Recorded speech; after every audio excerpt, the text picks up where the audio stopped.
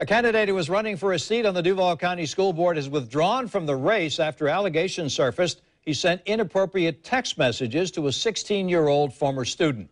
Ricky King was seeking the District 7 seat representing part of the South Side in Mandarin. Now, News 4 Jax has learned he has ended his campaign. Channel 4's Scott Johnson is joining us live. Scott, you spoke with the mother of the teenage girl who made these accusations against King. Tom, she is happy that King will no longer have the opportunity to come downtown here and serve on the school board after these allegations she's making about these text messages she says she found on her daughter's phone just a few months ago.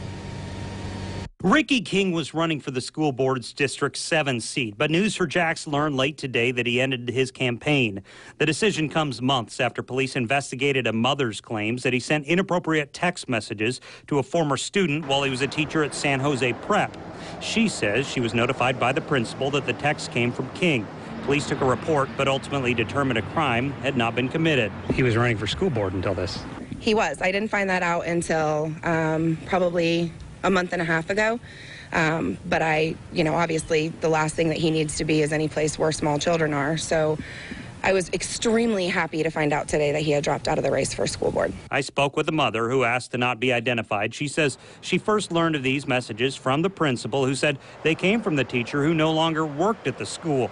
So she reported them to police, specifically messages asking for a picture of her in a bikini and another saying, "'Cause I miss dat backside," so to speak. I'm completely mortified that it even got to the point where he was able to run. He also runs a foundation for children learning how to read. I stopped by King's listed address and also called and texted him looking for comment about these allegations. I also spoke with News 4 Jax crime and safety analyst Gil Smith. He says this is only an information report that's been filed with police and it doesn't meet the threshold of a crime because while it may seem inappropriate to ask for a picture in a bikini, it's not criminal. That's not illegal, and it's not a violation of the law, but it's definitely... Even if it's a minor. Yeah, even if it's a minor. This teacher is not in trouble with the law.